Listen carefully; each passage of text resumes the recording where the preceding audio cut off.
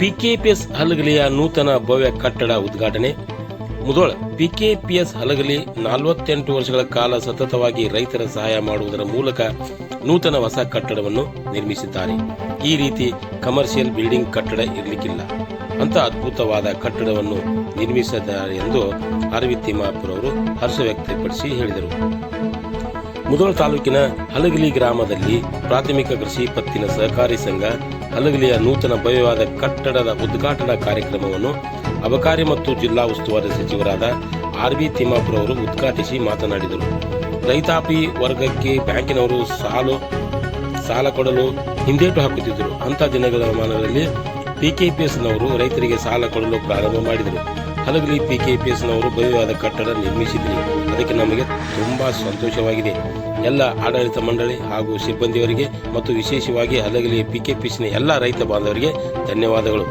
ಹಲಗಲಿ ಪಿಕೆಪಿಎಸ್ನಲ್ಲಿ 10,87,77,600 ಸದಸ್ಯರ ಉಳಿತಾಯ ಠೇವು, 61,12,504 ಮುದ್ದತ ಠೇವು, ಸ್ವಸಹಾಯ ಸಂಘದ 6,160,000, ಪಿಗ್ಮಿ ಠೇವಣಿ 15,53,000 ಹೀಗೆ ಸಾಲವನ್ನು ಕೊಡುವುದರ ಮೂಲಕ ಠೇವಣಿದಾರರಿಗೆ ಭದ್ರತೆಯನ್ನು ಕೊಡುವಂತಹ ಕೆಲಸ ಪಿಕೆಪಿಎಸ್ನವರು ಮಾಡಿದ್ದಾರೆ.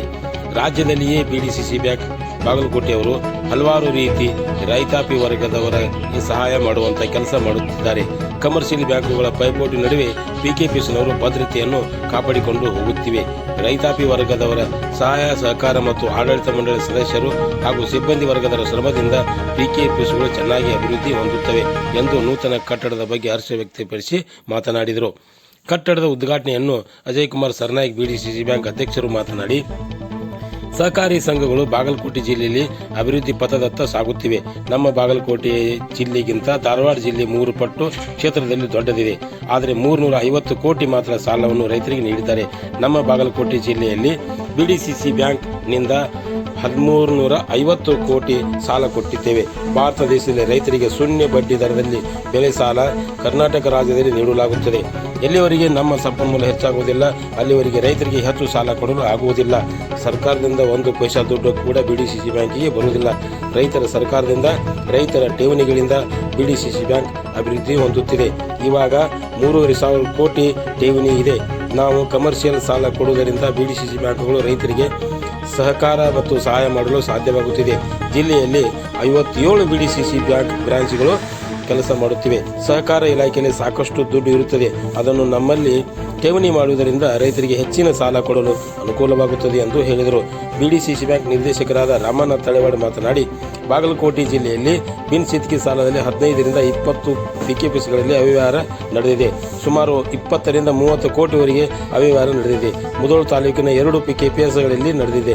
ಸಣ್ಣ ಪಿಕೆಪಿಎಸ್ಗಳಲ್ಲಿ 5, 10, 15 ಕೋಟಿ 20 ಕೋಟಿವರೆಗೆ ಠೇವಣಿಗಳನ್ನು ಹೊಂದಿವೆ. ಅದರಲ್ಲಿ ಹಲಗಲಿ ದೊಡ್ಡ ಊರು. ಆದರೆ ನಿಮ್ಮದು ಮುದ್ದತಿ ಠೇವಣಿ 61 ಲಕ್ಷ ಮಾತ್ರ. ರೈತರು 3 ರು ಬಡ್ಡಿ ದರದಲ್ಲಿ ಪೈಪ್ಲೈನ್ ಸಾಲ, ಎಂಟಿ ಸಾಲ, ಟ್ರ್ಯಾಕ್ಟರ್ ಸಾಲ ಇನ್ನಿತರ ಸಾಲಗಳನ್ನು ತೆಗೆದುಕೊಳ್ಳುತ್ತೀರಿ.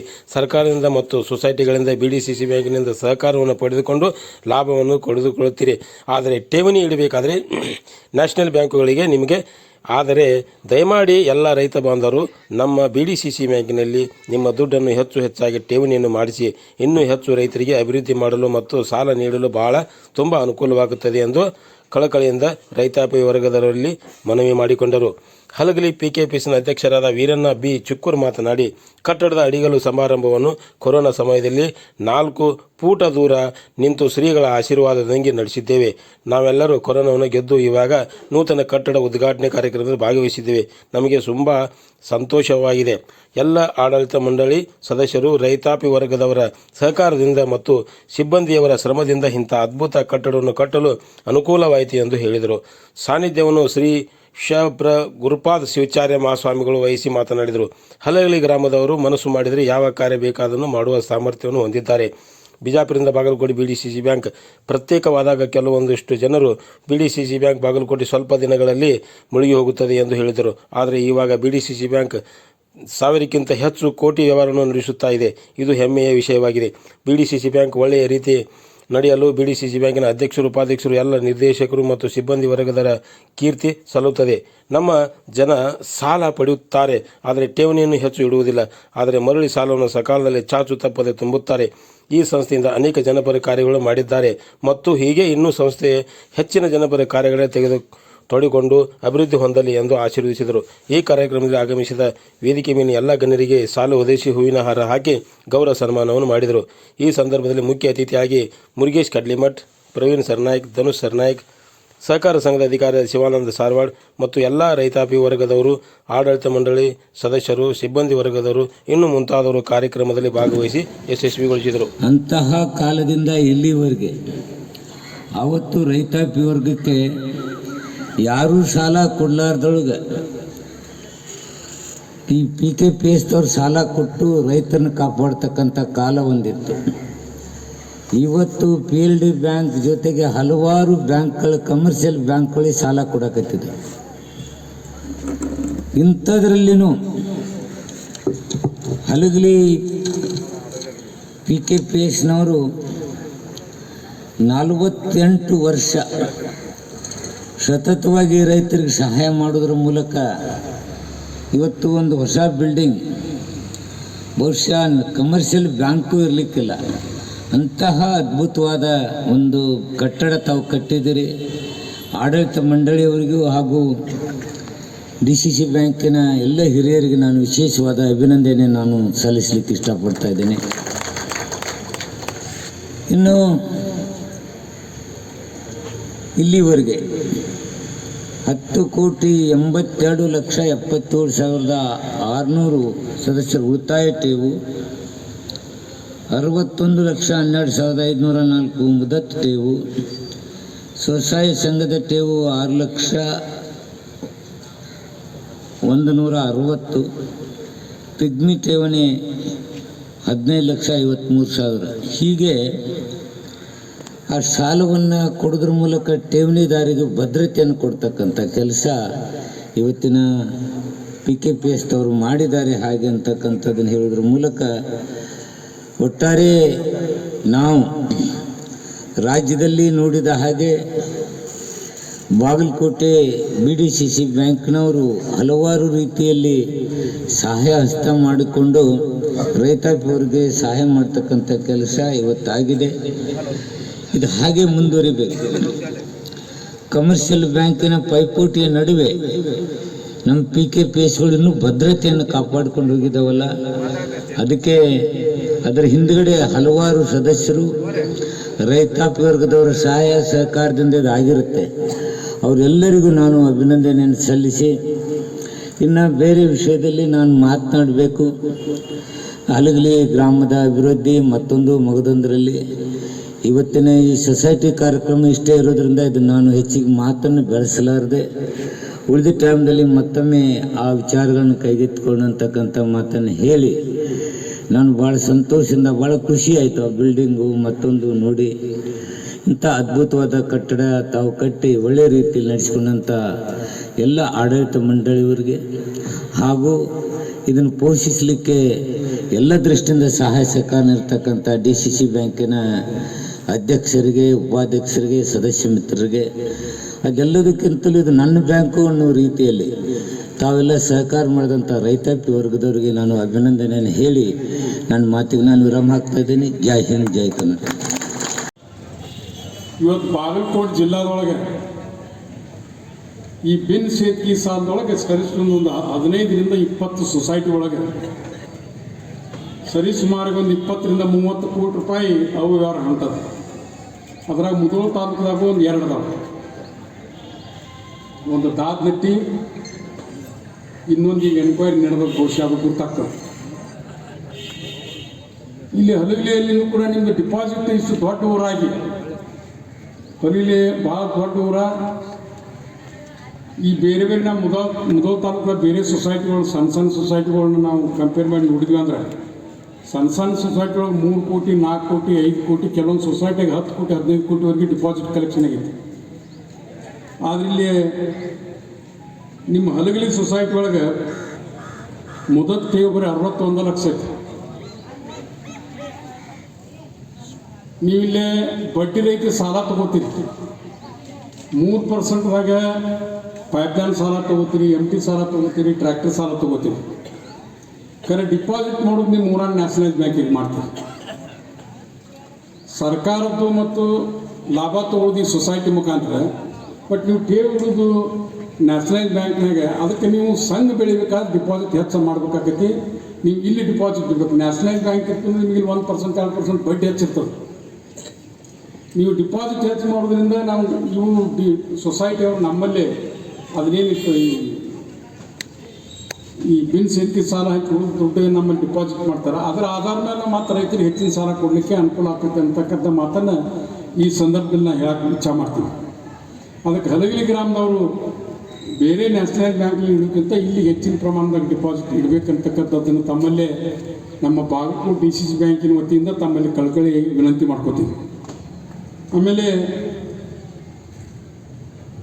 ಈಗ ನೀವು ನೋಡಿಲ್ಲಿ 7,38,00,000 ರೂಪಾಯಿ ಬಡ್ಡಿ ರಹಿತ ಸಾಲ ತಗೊಂಡಿರಿ ಕ್ರಾಪ್ ಲೋನ್. ಮತ್ತು ಟ್ರ್ಯಾಕ್ಟರ್ ಸಾಲ, ಪೈಪ್ಲೈನ್ ಸಾಲ, ತೋಟಗಾರಿಕೆ ಸಾಲ, ಭೂ ಅಭಿವೃದ್ಧಿ ಸಾಲ ಕೊಡ್ತೀನಿ 2 ಕೋಟಿ ರೂಪಾಯಿ. ನಿನ್ನೆ ಸುಮಾರಾಗಿ 10 ಕೋಟಿ ರೂಪಾಯಿ ಬಾಗಲಕೋಟೆ DCC ಬ್ಯಾಂಕ್ ನೀವು ಸಾಲ ತೊಗೊಂಡ್ರಿ. ಠೇವು ಹಿಡಿದು 61 ಲಕ್ಷ ರೂಪಾಯಿ ಐತಿ. ಅದಕ್ಕೆ ಅದನ್ನು ನಿಮ್ಮ ವಿಚಾರಕ್ಕೆ ಬಿಡ್ತಾನೆ. ನೀವು 10 ಕೋಟಿ ರೂಪಾಯಿ ತೊಗೊಂಡು 61 ಲಕ್ಷ ರೂಪಾಯಿ ಡಿಪಾಸಿಟ್ ಮಾಡ್ತೀನಿ ಅಂತಂದ್ರೆ ಅದನ್ನ ಹಲಗಲಿ ಗ್ರಾಮದ ರೈತರ ವಿಚಾರ ಮಾಡಬೇಕು. ನಿಮಗೆ ಹೆಚ್ಚಿನ ಸವಲತ್ತುಗಳು ಬೇಕಾತಂದ್ರೆ ಹೆಚ್ಚಿಗೆ ಡಿಪಾಸಿಟ್ ಮಾಡಿದಾಗ ನಿಮ್ಗೆ ಹೆಚ್ಚಿನ ಸವಲತ್ತುಗಳು ಸಿಗ್ತಾವೆ ಅಂತಕ್ಕಂಥ ಮಾತನ್ನು ಈ ಸಂದರ್ಭದಲ್ಲಿ ಹೇಳಿ, ಆಮೇಲೆ ಆಡಳಿತ ಮಂಡಳಿಯವ್ರು ನಾವು ಇನ್ನೊಂದು ಕಿವಿ ಮಾತು ಹೇಳೋದೇನೆಂದ್ರೆ, ಈ ಬಿನ್ ಸೇತಿಗೆ ಸಾಲ ಕೊಡುವ ಹೊತ್ನಾಗ ಕಂಪಲ್ಸರಿ ನೀವು ಟರಾವ್ ಮಾಡಿರಿ. ಟರಾವ್ದಾಗ ನೋಡಿ ಸಾಲ ಕೊಡಿ. ಟರಾವ್ ಇಲ್ಲ ನೀವು ಸೆಕ್ರೆಟ್ರಿ ಮೇಲೆ ಸಾಲ ಕೊಡೋಕೆ ಅಧಿಕಾರ ಕೊಡೋಕೆ ಹೋಗಬೇಡ್ರಿ. ಅದು ಸೆಕ್ರೆಟ್ರಿ ಮೇಲೆ ಅಧಿಕಾರ ಕೊಟ್ಟ ಈಗ ಬೇರೆ ಬೇರೆ ಸೊಸೈಟಿ ಒಳಗೆಲ್ಲ ಅವ್ಯವಹಾರ ಆಗ್ಯಾವ. ನೀವು ಕಂಪಲ್ಸರಿ ಅದನ್ನು ಟರಾವ್ ಮಾಡಿ ಕಿಸಿದ ಸಾಲ ಕೊಡ್ತಕ್ಕಂಥದ್ದು ಮಾಡಿ ಬಿನ್ ಸೇತ್ಕಿ. ಆಮೇಲೆ ಕೆಲವೊಂದು ಸೊಸೈಟಿಗೆ ಏನು ಮಾಡ್ಯಾರ, ಅವ್ನು ಸೆಕ್ರೆಟ್ರಿ ಏನು ಮಾಡ್ಯಾರ ಅಂತಂದ್ರೆ ತಮಗೆ ಬೇಕಾದವರಿಗೆ ಬಿನ್ ಸೇತ್ಕಿ ಸಾಲ ಕಡಿಮೆ ಬಡ್ಡಿ ತೊಗೊಂಡ. ಅದು ನಾಳೆ ಏನಾರು ಎನ್ಕ್ವೈರಿ ಆಗುವ ನಿಮ್ಗೆ ಆಡಳಿತ ಮಂಡಳಿ ಮೇಲೆ ಬರುತ್ತೆ. ಅದು ಕಡಿಮೆ ಬಡ್ಡಿ ಗಿಡ್ಡಿ ತೊಗೊಂಡದ್ದು ಸೆಕ್ರೆಟ್ರಿ ಮೇಲೆ ಬರೋಂಗಿಲ್ಲ, ಆಡಳಿತ ಮಂಡಳಿ ಮೇಲೆ ಬರುತ್ತೆ. ಅದನ್ನು ಕೂಡ ನೀವು ಆಡಳಿತ ಮಂಡಳಿ ಭಾಳ ಎಚ್ಚರಿಕೆಯಿಂದನೇ ನೋಡ್ಬೇಕಾಗತ್ತೆ. ಆ ಬಿನ್ ಸೇತಿಗೆ ಸಾಲ ಕೊಟ್ಟದ್ದು ನೀವೇನು ಟರಾವ್ ಮಾಡಿರ್ತೀರಿ, 14% 15% ಏನು ಟರಾವ್ ಮಾಡಿರ್ತೀರಿ, ಆ ಪ್ರಕಾರ ಬಡ್ಡಿ ಕೊಟ್ಟಾನಿರೋ ನೀವು ಚೆಕ್ ಮಾಡ್ತಕ್ಕಂಥದ್ದು ಆಡಳಿತ ಮಂಡಳಿದ ಕೆಲಸ. ಈಗ ಇಲ್ಲಿ ಬರಗಿ ಸೊಸೈಟಿ ಒಳಗೆ ಆದಮೇಲೆ ಈಗ ಬಾಗಲಕೋಟೆ ಜಿಲ್ಲಾ ತುಂಬ ಎನ್ಕ್ವೈರಿ ಹಾಕಿದ್ರೆ ಭಾಳ ಸೊಸೈಟಿ ಒಳಗೆ ಹೊಂಟಾದ್ರು, ಭಾಳ ಸೊಸೈಟಿ ಹೊಂಡಾಗ್ತವೆ ಬಡ್ಡಿ ಕಡಿಮೆ ತುಂಬಿಕೊಂಡು. ಅದಕ್ಕೆ ನಿಮ್ಗೆ ಆಡಳಿತ ಮಂಡಳಿಯವ್ರಿಗೆ ಎಚ್ಚರಿಕೆ ಕೊಡ್ತಾನೆ. ನಾಳೆ ಎನ್ಕ್ವೈರಿ ಆದವು ಅಂದ್ರೆ ಆಡಳಿತ ಮಂಡಳಿಯವರು ತುಂಬೋದಾಕತ್ತದ ಬಡ್ಡಿ ಕಡಿಮೆ ತುಂಬಿಕೊಂಡದ್ದು ಸೆಕ್ರೆಟ್ರಿ ಹೋಗಬೇಕು ಅನ್ನುವಂಥ ಭಾವನೆ ಪ್ರತಿಯೊಬ್ಬ ಸದಸ್ಯರಲ್ಲಿ ಬರಬೇಕು. ಇವತ್ತು ಚುನಾವಣೆ ಆಗ್ತಾವ ಪ್ರತಿ 5 ವರ್ಷಕ್ಕೊಮ್ಮೆ, ಅವು ನೆಪಕ್ಕೆ ಮಾತ್ರ. ಯಾರನ್ನೋ ನೀವು ನಿರ್ದೇಶಕ ಮಂಡಳಿಯ ಸದಸ್ಯರನ್ನು ಆರಿಸಿ ಕಳಿಸ್ತೀರಿ, ಅದರೊಳಗೆ ಒಬ್ಬರು ಅಧ್ಯಕ್ಷರಾಗ್ತಾರೆ, ಒಬ್ಬರು ಉಪಾಧ್ಯಕ್ಷರಾಗ್ತಾರೆ. ಆದರೆ ಈ ಸಂಸ್ಥೆ ಉಳಿಸ್ಕೊಂಡು ಹೋಗಬೇಕಾದದ್ದು ಭಾಳ ಒಂದು ಪ್ರಾಮುಖ್ಯತೆ ಆದಂಥ ಒಂದು ವಿಷಯ. ಅದ್ರ ಬಗ್ಗೆ ನಾನು ಹೆಚ್ಚಿಗೆ ಮಾತಾಡಲಿಕ್ಕೆ ಹೋಗೋದಿಲ್ಲ. ಯಾಕಂದರೆ ನಾವು ನೋಡಿದ್ದೀವಿ ಅನೇಕ ಸಹಕಾರಿ ಸಂಘಗಳು ಯಾವ ರೀತಿ ಇವತ್ತು ಲಿಕ್ವಿಡೇಟ್ ಆಗಿ ಹೋಗಿದ್ದಾವೆ, ಬಂದಾಗಿದ್ದಾವೆ. ಇಲ್ಲೇ ಪಕ್ಕದ ನಮ್ಮ ಧಾರವಾಡ ಜಿಲ್ಲೆ DCC ಬ್ಯಾಂಕು, ಅಲ್ಲಿ ಏನು ಪರಿಸ್ಥಿತಿ ಐತಿ ಇವತ್ತು ರೈತರಿಗೆ ನಮ್ಮ 3 ಪಟ್ಟು ದೊಡ್ಡ ಜಿಲ್ಲಾ ಇದ್ದರೂ ಕೂಡ ಎಲ್ಲ ಕೂಡಿಸಿದ್ರೆ ಅವರು ಒಂದು 350 ಕೋಟಿನೂ ಬೆಳೆ ಸಾಲ ಕೊಟ್ಟಿದ್ದಾರೆ. ನಾವು ಬಾಗಲಕೋಟೆ DCC ಬ್ಯಾಂಕ್ನಾಗ ಅವರು 1/3 ಜಿಲ್ಲಾ, ನಾವೆಷ್ಟು ಕೊಟ್ಟಿವಿ? 1,350 ಕೋಟಿ ರೂಪಾಯಿ ಬೆಳೆ ಸಾಲ ಹಂಚಿದ್ದೀವಿ ನಾವು. ಅದರ ಜೊತೆಗೆ ಮಾಧ್ಯಮಿಕ ಸಾಲ ಬಹುಶಃ ನನಗನ್ನಿಸ್ತದ ಇಡೀ ಭಾರತ ದೇಶದಲ್ಲಿ ಶೂನ್ಯ ಬಡ್ಡಿ ದರದೊಳಗೆ ರೈತರಿಗೆ ಬೆಳೆ ಸಾಲ ಕೊಡಲಿಕ್ಕೆ ಮುಂದೆ ಬಂದ ಯಾವುದಾದ್ರೂ ರಾಜ್ಯ ಇದ್ದರೆ ಅದು ಕರ್ನಾಟಕ ರಾಜ್ಯ. ಇಲ್ಲಿ ನಿಮಗೆಲ್ಲರಿಗೂ ಶೂನ್ಯ ಬಡ್ಡಿ ದರದಲ್ಲಿ ನಾವು ಬೆಳೆ ಸಾಲ 2 ಲಕ್ಷದವರೆಗೆ ಕೊಡ್ತಾ ಬಂದಿದ್ದೀವಿ. ಇವತ್ತು ನೀವು ಕೇಳ್ಬೋದು, ಇಲ್ಲ ಸರ್ಕಾರ ಮೊದಲು 3 ಲಕ್ಷ ಕೊಡ್ತೀವಿ ಅಂತೇಳಿ ಘೋಷಣೆ ಮಾಡಿದ್ರು, ಮತ್ತು ಮೊನ್ನೆ 5 ಲಕ್ಷ ಕೊಡ್ತೀವಿ ಅಂತ ಹೇಳಿದಾರೆ. ನೀವು ಯಾಕೆ ಕೊಡೋವಲ್ರಿ 5 ಲಕ್ಷದವರೆಗೆ ಅಂತ ಭಾಳ ಮಂದಿ ಕೇಳ್ತಾರೆ ಈ ವಿಷಯವನ್ನು. ಆದರೆ ಇದೀಗ ತಳೇವಾಡ ಅವರು ಮಾತನಾಡುವಂಥ ಸಂದರ್ಭದಲ್ಲಿ ಹೇಳಿದರು, ಎಲ್ಲಿವರೆಗೆ ನಮ್ಮ ಸಂಪನ್ಮೂಲ ಹೆಚ್ಚಾಗೋದಿಲ್ಲ ಅಲ್ಲಿವರೆಗೆ ನಾವು ಹೆಚ್ಚುವರಿ ಸಾಲ ಕೊಡಲಿಕ್ಕೆ ಆಗೋದಿಲ್ಲ. ಇವತ್ತು ನಮ್ಮಲ್ಲಿ ಡೆಪಾಸಿಟ್ ಹೆಚ್ಚಾಗಬೇಕು. ಯಾವ ರೀತಿ ಡೆಪಾಸಿಟ್ ಹೆಚ್ಚಾಗುತ್ತಾ ಹೋಗ್ತೈತಿ ಅದೇ ರೀತಿ ಪ್ರಮಾಣದೊಳಗೆ ನಾವು ನಿಮಗೆ ಹೆಚ್ಚಿನ ರೀತಿ ಒಳಗೆ ಸಾಲ ಕೊಡಲಿಕ್ಕೆ ಪ್ರಯತ್ನ ಮಾಡ್ತೀವಿ. ಮೊದಲು ನಾವು ಪ್ರಾರಂಭದಲ್ಲಿ ಯಾರು ಹೊಸದಾಗಿ ರೈತರು ಸಾಲ ತೊಗೊಳಕ್ಕೆ ಬರ್ತಾರೆ ಅವ್ರಿಗೆ 20,000ದಿಂದ ಶುರು ಮಾಡ್ತಿದ್ದೀವಿ. ಆದರೆ ಈಗ ಹಿಂದಕ್ಕೆ ನಮ್ಮದು ಸಂಪನ್ಮೂಲ ಸ್ವಲ್ಪ ಸುಧಾರಣೆ ಆದಮೇಲೆ ಅದನ್ನು 50,000ಕ್ಕೆ ಓದಿದ್ದೀವಿ. ಅದು 50,000 ಹೋದ್ಮೇಲೆ ಈಗ 2 ವರ್ಷದ ಹಿಂದೆ ಮತ್ತು 15% ಹೆಚ್ಚಿಗೆ ಕೊಡ್ಬೇಕಂತ ಹೇಳಿ 7.5% ಅಂದರೆ ಮತ್ತೆ 7,500 ಹೆಚ್ಚಿಗೆ ನಾವು ಬೆಳೆ ಸಾಲ ಖರ್ಚಾಕಿ ನಿಮಗೆಲ್ಲ ಕೊಟ್ಟಿದ್ದು ನಿಮಗೆಲ್ಲ ಗೊತ್ತಿದ್ದು ವಿಚಾರ. ಆದ್ದರಿಂದ ಇವತ್ತು ಈ ತಳೆವಾಡ ಹೇಳಿದಂಗೆ ನಿಮ್ಮ ಸಂಪನ್ಮೂಲವನ್ನು ಹೆಚ್ಚು ಮಾಡ್ಕೊತ ಹೋಗ್ಬೇಕು ನೀವು. ಇನ್ನೊಂದು ಮಾತಿಲ್ಲಿ ಹೇಳಲಿಕ್ಕೆ ಇಚ್ಛೆಪಡ್ತೀನಿ. ನಿಮಗೆ ಅನಿಸಿರ್ಬೋದು, ಇಲ್ಲಪ್ಪ ಇದಕ್ಕೆ ಸರ್ಕಾರ DCC ಬ್ಯಾಂಕಿಗೆ ದುಡ್ಡು ಕೊಡ್ತಾರ, ನಮಗೆ ಯಾಕೆ ಇವ್ರು ಕೊಡೋಲ್ರು? ಸರ್ಕಾರದಿಂದ ಒಂದು ನಯಾ ಪೈಸಾ ಕೂಡ ಷೇರು DCC ಬ್ಯಾಂಕ್ನಾಗ ಇಲ್ಲ. ಯಾವುದೇ ಥರ ಸರ್ಕಾರದ ಸರ್ಕಾರಿ ಇಲಾಖೆಗಳದು ಕೂಡ ನಮ್ಮಲ್ಲಿ DCC ಬ್ಯಾಂಕ್ನಾಗ ಒಂದು ನಯಾ ಪೈಸಾ ದುಡ್ಡಿಲ್ಲ. ಏನು ನಮ್ಮಲ್ಲಿ ಯಾರು ಡೆಪಾಸಿಟ್ ಇಟ್ಟಿರ್ತೀರಿ ಅಥವಾ ನಿಮ್ಮ ಸೊಸೈಟಿಯಲ್ಲಿ ನಿಮ್ಮ ಶೇರನ್ನು ನಮ್ಮ DCC ಬ್ಯಾಂಕ್ ಇಟ್ಟಿರ್ತೀರಿ, ಅದೇ ನಮ್ಮ ಮೂಲ ಸಂಪನ್ಮೂಲ. ಅದನ್ನು ಮುಖಾಂತರ ಆಮೇಲೆ ಬೇರೆ ಬೇರೆ ಡೆಪಾಸಿಟ್ ಅದು ಏನು ಇರ್ತಾವೆ, ಆಮೇಲೆ ಶೇರ್ ತೊಗೋತೀವಿ ನಿಮ್ಮ ಕಡೆಯಿಂದ 5%, ಅವೆಲ್ಲ ನಿಮಗೆ ಸಾಲ ಕೊಡುವಂಥ ಸಂದರ್ಭದೊಳಗೆ ಇವೆಲ್ಲ ತೊಗೊಂಡು ಏನು ನಮ್ಮ ಸಂಪನ್ಮೂಲ ಐತಿ. ಇವತ್ತು ಬಾಗಲಕೋಟೆ DCC ಬ್ಯಾಂಕ್ ನಮ್ಮಲ್ಲಿ ಡೆಪಾಸಿಟ್ ಎಷ್ಟು ಐತಿಪ್ಪ ಅಂತಂದ್ರೆ 3,500 ಕೋಟಿಗಿಂತಲೂ ಹೆಚ್ಚು ಡೆಪಾಸಿಟ್ ನಮಗಿದೆ.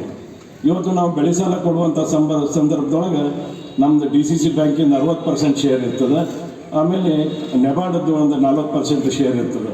ಇವತ್ತು ನಮ್ದು 60% ಇರ್ತದೆ ಅದರೊಳಗೆ. ಈ ರೀತಿ ಇದ್ದಂಥ ಸಂದರ್ಭದೊಳಗೆ ಇನ್ನೊಂದು ಮಾತಿಲ್ಲಿ ಹೇಳಲಿಕ್ಕೆ ಇಚ್ಛೆಪಡ್ತೀನಿ. ಇವತ್ತು ನಾವೇನು ನೀವು ರೈತರಿಗೆ ಬೆಳೆ ಸಾಲ ಕೊಡ್ತೀವಿ, ಆಮೇಲೆ ಮಾಧ್ಯಮಿಕ ಸಾಲ ಕೊಡ್ತೀವಿ, ಅದರಿಂದ DCC ಬ್ಯಾಂಕಿಗೆ ಬಡ್ಡಿ ರೂಪದೊಳಗೆ ಒಂದು ನಯಾ ಪೈಸಾನೂ ಫಾಯ್ದೆ ಇಲ್ಲ. ಉಲ್ಟಾ ನಮಗೆ ಅದು ನುಕ್ಸಾನ್ದಾಗದೀವಿ ನಾವು. 10 ಪೈಸಾ 15 ಪೈಸಾ ನಮಗೆ ಕೊರತೆ ಬೀಳ್ತದೆ. ನಾವೇನು ಬೇರೆ ರೀತಿ ನಾವು ಕಮರ್ಷಿಯಲ್ ಲೆಂಡಿಂಗ್ ಮಾಡ್ತೀವಿ. ಇವತ್ತು ಸಕ್ಕರೆ ಕಾರ್ಖಾನೆ ಇರ್ಬೋದು, ಮನೆಗೆ ಸಾಲ ಕೊಡ್ತಿರ್ಬೋದು, ಅಥವಾ ಬೇರೆ ಬೇರೆ ರೀತಿ ಒಳಗೆ ನಾವು ಏನು ಕಮರ್ಷಿಯಲ್ ಸಾಲ ಕೊಡ್ತೀವಿ, ಆ ಸಾಲದ ಮುಖಾಂತರ 12.5-13% ಏನು ಬಡ್ಡಿ ಬರ್ತದೆ, ಅದರ ಮುಖಾಂತರ ನಾವು ಲಾಭಾಂಶನೂ ಮಾಡ್ತೀವಿ. ಅದರ ಜೊತೆಗೆ ನಮ್ಮ ಸಿಬ್ಬಂದಿ ಪಗಾರ ಅದು ಎಲ್ಲ, ಯಾಕೆಂದರೆ ನಮ್ಮ ಸಿಬ್ಬಂದಿನ 500 ಜನ ಸಿಬ್ಬಂದಿ ಇದ್ದಾರೆ. ಈಗ ನಮ್ಮಲ್ಲಿ 57 ಬ್ರಾಂಚ್ಗಳು ಇವತ್ತು ಕೆಲಸ ಮಾಡ್ತಾ ಇದ್ದಾವೆ. ಈ ರೀತಿ ನಾವು ಈ ಸಂದರ್ಭದೊಳಗೆ ನಿಮಗೆ ಹೇಳಬೇಕಾಗ್ತದೆ ಏನು ನೀವು ನಿಜ ಪರಿಸ್ಥಿತಿ. ಆದ್ದರಿಂದ ನಾವು ಕೂಡ ಸರ್ಕಾರಕ್ಕೆ ಸಾಕಷ್ಟು ಒತ್ತಾಯ ಮಾಡಿದ್ದೀವಿ. ನಾವು ಏನು ನಮ್ಮ ಜಿಲ್ಲೆಯಲ್ಲಿ ಇರ್ತಕ್ಕಂಥ ಸಹಕಾರಿ ಕಚೇರಿಗಳು ಏನಿರ್ತಾವಲ್ಲ, ಸಹಕಾರಿ ಇಲಾಖೆಗಳೊಳಗೆ ಸಾಕಷ್ಟು ದುಡ್ಡು ಇರ್ತದೆ, ಅದನ್ನು ನಮ್ಮಲ್ಲಿ ಡೆಪಾಸಿಟ್ ಮಾಡೋ ಸರಿ ನಾವು ಮಾಡಿಸಿದ್ರಿಂದ ನಾವು ರೈತರಿಗೆ ಹೆಚ್ಚಿನ ರೀತಿ ಒಳಗೆ ಸಹಾಯ ಮಾಡಲಿಕ್ಕೆ ಆಗ್ತದೆ ಅನ್ನುವಂಥ ಮಾತನ್ನು ಹೇಳಿ ಕಳೆದ ಒಂದು 15 ವರ್ಷದಿಂದ ನಾವು ಹೇಳ್ಕೊತ ಬಂದೀವಿ. ಆದರೆ ಇನ್ನೂ ಅದು ಕಾರ್ಯರೂಪಕ್ಕೆ ಬಂದಿಲ್ಲ. ಅದು ಸರ್ಕಾರ ಯಾವಾಗ ಅದನ್ನು ಮಾಡ್ತದೆ ನೋಡೋಣ, ಅದೇನೇ ಇರಲಿ. ಆದ್ದರಿಂದ ಈ ಸಂದರ್ಭದಲ್ಲಿ ಒಬ್ಬರ ಮೇಲೆ ಅವ್ರ ವಿಶ್ವಾಸ ಇರಲಿಲ್ಲ ರೀ. ಅವಾಗ ನಮ್ಮ ಅಜ್ಜಾರು ಕೂಡ ಸಣ್ಣ ವಯಸ್ಸವಾಗ ಅವರು ಜೀವಕ್ಕೆ ಹಂಚಲಾರ್ದ ಅಡಿಗೆಲ್ ಮಾಡುವಾಗ 2 ಮಾರು ದೂರ ನಿಂತು ನಾವು ಈ ಅಡಿಗೆಲ್ ಪೂಜೆ ಮಾಡಿದೀವಿ ರೀ. ಅದು ಒಂದು ನಮ್ಗೆ ಇವತ್ತಿನ ದಿವಸ ನನಗೂ ಸಂತೋಷ ಆಗುತ್ತೆ, ಅನ್ಸಾಗುತ್ತೆ. ನಾವು ಇವತ್ತು ಕೊರೋನಾದೊಳಗೆ ಬದುಕಿ ಉಳಿದು ನಾವು ಈ ಮಟ್ಟಕ್ಕೆ ನಿಂತೀವಪ್ಪ ಅಂತಂದ್ರೆ ಅದು ಒಂದು ನಮಗೂ ಒಂದು ಸಂತೋಷ ಅನಿಸ್ತದೆ ರೀ. ಈ ಇಷ್ಟೇ ಒಂದು 2 ಮಾತುಗಳನ್ನು ಏನು ಅಂತಂದರೆ, ಕಟ್ಟಡ ಯಾವುದೇ ರಾಷ್ಟ್ರೀಕೃತ ಬ್ಯಾಂಕಿಗೇನು ಕಡಿಮೆ ಇಲ್ಲ ಅನ್ನುವಂತಹ ಮಾತನ್ನು ಹೇಳುವುದರ ಮೂಲಕ ಕಟ್ಟಡವನ್ನು ಮೆಚ್ಚುಗೆ ವ್ಯಕ್ತಪಡಿಸಿ ಅದರ ಬಗ್ಗೆ ಹೆಮ್ಮೆಯ ಮಾತುಗಳನ್ನು ಆಡಿದ್ದಾರೆ. ಬಹುಶಃ ನಮ್ಮ ಹಲಗಲಿ ಮಂದಿ ಹೆಂಗದ ಅಂತಂದ್ರೆ, ಊರಾಗ ಹೆಂಗೆ ವೀರಭದ್ರೇಶ್ವರ ಅದನಲ್ಲ ಹಂಗೆ ಎದ್ರ ವೀರಭದ್ರನೇ, ಹೌದಿಲ್ಲ? ಹಂಗೆ ನಮ್ಮ ಎಲ್ಲ ಸಹಕಾರಿ ಬಂಧುಗಳು, ರೈತ ಬಾಂಧವರ ಸಹಕಾರದೊಂದಿಗೆ ಇವತ್ತು PKPSನ ನೂತನ ಕಟ್ಟಡ ಬಹು ಸುಂದರವಾಗಿ ಇಲ್ಲಿ ತಲೆ ಎತ್ತಿ ನಿಂತಿದೆ ಅಂತ ಹೇಳಿದರೆ ತಪ್ಪಾಗೋದಿಲ್ಲ. ಆಗಲೇ ನಮ್ಮ ಅಧ್ಯಕ್ಷರು ಸರ್ನಾಯಕರು ಮಾತನಾಡುವಂಥ ಸಂದರ್ಭದೊಳಗೆ ಹೇಳ್ತಾ ಇದ್ರು, ಅವ್ರು ಇನ್ನೊಂದು ಮಾತನ್ನು ಹೇಳ್ತಾರೆ ಅಂದ್ಕೊಂಡಿದ್ದೆ ನಾನು. ಬಹುಶಃ ಅವರೇ ಹೇಳಿರುವಂತಹ ಮಾತು ಏನು ಅಂತಂದರೆ, ಏನು 2003 ಪ್ರತ್ಯೇಕವಾಯಿತು ನಮ್ಮ ಬಾಗಲಕೋಟೆ DCC ಬ್ಯಾಂಕ್. ಆಗಿನ ಸಂದರ್ಭದೊಳಗೆ ಕೆಲವರು ಅಂತಿದ್ರಂತ, ಬಾಗಲಕೋಟೆ ಬ್ಯಾಂಕು DCC ಬ್ಯಾಂಕು ಏನು ನಡೀತದೋ ಏನು ಮುಚ್ಕೊಂಡು ಹೋಗ್ತದೋ ಅಂತ ತಿಳ್ಕೊಂಡು, ಅಂದರೆ ಅಷ್ಟು ಬಲವನ್ನು ಹೊಂದಿರಲಿಲ್ಲ ಅಂತ ಅದರ ಅರ್ಥ. ಅಂಥ ಒಂದು ಸಂದರ್ಭದೊಳಗೆ ಇವತ್ತು ಸಾವಿರಾರು ಕೋಟಿ ರೂಪಾಯಿಗಳ ವ್ಯವಹಾರವನ್ನು, ವಹಿವಾಟನ್ನು ನಮ್ಮ ಬಾಗಲಕೋಟೆ DCC ಬ್ಯಾಂಕ್ ನಡೆಸ್ತದೆ ಅಂತ ಕೇಳಿದರೆ, ಬಹುಶಃ ಅದೆಲ್ಲ ಆಡಳಿತ ಮಂಡಳಿಯ ಸಿಬ್ಬಂದಿಯವರಿಗೆ ಏನು ಅದೆಲ್ಲ ನಿರ್ದೇಶಕರಿದ್ದಾರೆ, ಅಧ್ಯಕ್ಷರಿದ್ದಾರೆ, ಎಲ್ಲರಿಗೂ ಕೂಡ ಆ ಒಂದು ಸಲ್ತದೆ ಅನ್ನುವಂಥದ್ದು. ಯಾಕೆ ಅಂತಂದ್ರೆ ಆ ಕೀರ್ತಿ ಏನದೆ, ಆ ಹಿರಿಮೆ ಏನದೆ ಆ ಎಲ್ಲಕ್ಕೂ ಕೂಡ ಕಾರಣೀಕರ್ತರು ಅಲ್ಲಿಂದ ಇಲ್ಲಿವರೆಗೂ ಏನು ಬ್ಯಾಂಕನ್ನು ನಡೆಸ್ಕೊಂಡು ಬಂದಿದ್ದಾರೆ ಅವರೆಲ್ಲರಿಗೂ ಕೂಡ ಆ ಒಂದು ಹಿರಿಮೆ ಸಲ್ಲುತ್ತದೆ ಅನ್ನುವಂತಹ ಮಾತನ್ನ ಈ ಸಂದರ್ಭದಲ್ಲಿ ನಾನು ಹೇಳಿಕ್ ಬಯಸ್ತೇನೆ. ಅದೇ ರೀತಿಯಾಗಿ ಇವತ್ತು ಬಹಳಷ್ಟು ಜನ ಹೇಳಿದ್ರು ಏನು ಅಂತಂದ್ರೆ ಬರೀ 61 ಲಕ್ಷ ರೂಪಾಯಿ ಇಲ್ಲಿ ಠೇವಣಿ ಇಡಲಾಗ್ಯದ ಅಂತ ಹೇಳಿ. ನೋಡ್ರಿ, 76ನೇ ಇಸ್ವಿ ಒಳಗೆ ಪ್ರಾರಂಭವಾಗಿರುವಂತಹ ಈ ಒಂದು ಸಂಸ್ಥೆ, ಅನೇಕ ಜನ ಅವತ್ತಿನ ಹಿರಿಯರು ಈ ಒಂದು ಸಂಸ್ಥೆಯನ್ನ ಪ್ರಾರಂಭ ಮಾಡಿ ಇವತ್ತು ಇಲ್ಲಿವರೆಗೂ ತಂದು ನಿಲ್ಲಿಸಿದ್ದಾರೆ. ಆದರೂ ಸಹಿತ ಠೇವಣಿ ಇಡುವಂತಹ ಸಂದರ್ಭದೊಳಗೆ ಎಲ್ಲರೂ ಹಿಂಜರಿಕೆ ಆಗ್ತಾ ಇದ್ದಾರೆ ಅಂತ ತಿಳ್ಕೊಂಡು ಹೇಳಿದರು. ಯಾಕಂದ್ರೆ ಇವತ್ತು ಖಾಸಗಿ ಬ್ಯಾಂಕುಗಳು ಅನೇಕ ರೀತಿಯೊಳಗೆ ಹೆಚ್ಚಿನ ಸೌಲಭ್ಯವನ್ನು ಕೊಡ್ತಾವೆ. ಅದು ಇದ್ರೂ ಸಹಿತ ಇವತ್ತು ಇಂಥ ಒಂದು ಸಂಸ್ಥೆಗಳಲ್ಲಿ ಇವತ್ತು ಹಣವನ್ನು ತೊಡಗಿಸಿಕೊಳ್ಳೋದ್ರಿಂದ ನಮ್ಮಲ್ಲಿ ಹೆಂಗಾಗ್ಯದ ಅಂದ್ರೆ ನಮ್ಮಲ್ಲಿ ತಗೊಂಡು ಗೊತ್ತು ಹೊರತಾಗಿ ಕೊಟ್ಟು ಗೊತ್ತಿಲ್ಲ ಬಹಳಷ್ಟು ಜನರಲ್ಲಿ. ಹಾಗಾಗಿ ಇವತ್ತು ಸಾಲ ತಗೊಳ್ಳೋದ್ರೊಳಗೆ ಎತ್ತಿದ ಕೈ ನಮ್ಮ ಜನ, ಆದರೆ ಠೇವಣಿ ಇಡೋದು ಅಂತ ಅಂದ್ಕೊಳ್ಳಿ ಸ್ವಲ್ಪ ಕಡಿಮೆ ಆಗ್ತದೆ. ಆದರೆ ಒಂದು ಮಾತು, ತಗೊಂಡಿರುವಂತಹ ಸಾಲವನ್ನ ಸರಿಯಾಗಿ ತುಂಬತಕ್ಕಂಥ ರೀತಿಯೊಳಗೆ ಇವತ್ತು ನಮ್ಮ PKPS ಕೂಡ ಅದರ ಹೆಸರು ಕೂಡ ಇವತ್ತು ಮುಂಚೂಣಿಯಲ್ಲಿದೆ ಅಂತ ತಿಳ್ಕೊಂಡು ಹೇಳಿದ್ರೆ ತಪ್ಪಾಗೋದಿಲ್ಲ. ಅಂತಹ ಒಂದು ರೀತಿಯೊಳಗೆ ಇವತ್ತು ನಮ್ಮ PKPS ಕಟ್ಟಡ ಆಗಿರ್ಬೋದು, ಆ ಎಲ್ಲ ಬ್ಯಾಂಕಿನ ಅಧ್ಯಕ್ಷರು, ಪದಾಧಿಕಾರಿಗಳು, ಸಿಬ್ಬಂದಿ ವರ್ಗದವರು ಆ ಬ್ಯಾಂಕನ್ನು ಅಷ್ಟು ಚೆನ್ನಾಗಿ ನಡೆಸ್ಕೊಂಡು ಬರ್ತಾ ಇದ್ದಾರೆ. ಅವರೆಲ್ಲರಿಗೂ ಕೂಡ ಇವತ್ತು ಬಹುಶಃ ಒಂದು 47 BDCC ಬ್ಯಾಂಕ್ ಇರ್ಬೋದಲ್ಲ ಸರ್? 57 DCC ಬ್ಯಾಂಕಿನ ಶಾಖೆಗಳನ್ನು ಇವತ್ತು ಬಾಗಲಕೋಟೆ ಜಿಲ್ಲೆಯಾದ್ಯಂತ ನಡೆಸ್ತಾ ಇದ್ದಾರೆ. ಆ ಎಲ್ಲ ಶಾಖೆಗಳು ಕೂಡ ಇವತ್ತು ಅತ್ಯಂತ ನಿಷ್ಠೆಯಾಗಿ ಅಲ್ಲಿ ಕಾರ್ಯನಿರ್ವಹಿಸ್ತಾ ಇದ್ದಾರೆ. ನಮಗೆಲ್ಲ ಗೊತ್ತಿರುವಂತಹ ಸಂಗತಿ. ಅಂತಹ ಒಂದು ಸಂಸ್ಥೆಯನ್ನ ಇವತ್ತು ಚಾಚು ತಪ್ಪಲಾರ್ದಂಗೆ ಅದನ್ನ ಅತ್ಯಂತ ನಿಷ್ಠುರವಾಗಿ ಪ್ರಾಮಾಣಿಕವಾಗಿ ನಡೆಸ್ಕೊಂಡು ಹೋಗ್ತಕ್ಕಂಥ ಒಂದು ಜವಾಬ್ದಾರಿ ಯಾರಲ್ಲಿದೆ ಅಂತ ಕೇಳಿದ್ರೆ ಇವತ್ತು ನಮ್ಮ ಅಧ್ಯಕ್ಷರಾಗಿರುವಂತಹ ಜಯಕುಮಾರ್ ಸರ್ನಾಯಕರಲ್ಲಿ ಆಗಿರ್ಬೋದು, ಆ ಎಲ್ಲ ನಿರ್ದೇಶಕ ಮಂಡಳಿಯವರು, ನಮ್ಮ ರಾಮಣ್ಣ ತಳೆವಾಡ ಸರ್ಕಾರವನ್ನು ಮೊದಲು ಮಾಡಿಕೊಂಡು ಎಲ್ಲ ನಿರ್ದೇಶಕ ಮಂಡಳಿಯವರು ಸಹಿತ ಆ ಒಂದು ಸಂಸ್ಥೆಯಲ್ಲಿ ಅತ್ಯಂತ ನಿಷ್ಠೆಯಿಂದ ಕಾರ್ಯನಿರ್ವಹಿಸ್ತಾ ಇದ್ದಾರೆ ಅನ್ನುವಂಥ ಕಾರಣಕ್ಕೆ ಇಷ್ಟೆಲ್ಲ ಬೆಳಿಲಿಕ್ಕೆ ಸಾಧ್ಯ ಆಗಿದೆ. ಅವರೆಲ್ಲರಿಗೂ ಕೂಡ ನಾವು ಎಲ್ಲ ದಿನಮಾನಗಳಲ್ಲಿಯೂ ಕೂಡ ಸಹಕಾರಿಯಾಗಿರೋಣ. ಇವತ್ತು ಈ ಒಂದು ಸಂಸ್ಥೆ, ಇಂಥ ಒಂದು ಸಂಸ್ಥೆಯಲ್ಲಿ ತಲೆ ಎತ್ತಿ ನಿಂತಿದೆ ಅಂತ ಕೇಳಿದ್ರೆ ಇದಕ್ಕೆ ಇನ್ನಷ್ಟು ಅವರು ನೀರು ಗೊಬ್ಬರವನ್ನು ಹಾಕುವುದರ ಮೂಲಕವಾಗಿ ಈ ಸಂಸ್ಥೆ ಇನ್ನಷ್ಟು ಬೆಳಿಲಿಕ್ಕೆ ಅವರು ಪ್ರೇರಣಾದಾಯಕವಾಗಿರಬೇಕು. ಜೊತೆಗೆ ಇನ್ನೊಂದು ಮಾತು ಹೇಳೋದೇನು ಅಂತ ಕೇಳಿದ್ರೆ, ಈ ನಮ್ಮ ಸಂಸ್ಥೆಯ ವತಿಯಿಂದ ಹಲಗಲಿ ಗ್ರಾಮದೊಳಗೆ ಅನೇಕ ರೀತಿಯ ಸಮಾಜಮುಖಿ ಆಗಿರ್ಬೋದು, ಮತ್ತೊಂದು ರೀತಿಯೊಳಗಾಗಿರ್ಬೋದು, ಶೈಕ್ಷಣಿಕವಾಗಿ ಆಗಿರ್ಬೋದು, ಅಂಥ ಒಂದು ಕಾರ್ಯಚಟುವಟಿಕೆಗಳು ಈ ಸಂಸ್ಥೆಯ ಮೂಲಕ ನೆರವೇರಲಿ ಅನ್ನುವಂಥ ಒಂದು ಸಣ್ಣ ಆಶಯ ನನ್ನದು. ಅದರ ಒಂದು ಜವಾಬ್ದಾರಿಯನ್ನ ನಾನು ಅಧ್ಯಕ್ಷರಿಗೆ ಅವ್ರಿಗೆ ಮನವಿ ಮಾಡ್ಕೊತೇನೆ. ಈ ರೀತಿಯೊಳಗೆ ನಮ್ಮ ಹಲಗಲಿಯ ಒಂದು ಅಭಿವೃದ್ಧಿಯಲ್ಲಿಯೂ ಕೂಡ ತಾವು ಗಮನ ವಹಿಸ್ರಿ ಅನ್ನುವಂಥ ಮಾತನ್ನ ಅವರಲ್ಲಿ ನಾನು ವಿನಂತಿಸಿಕೊಂಡು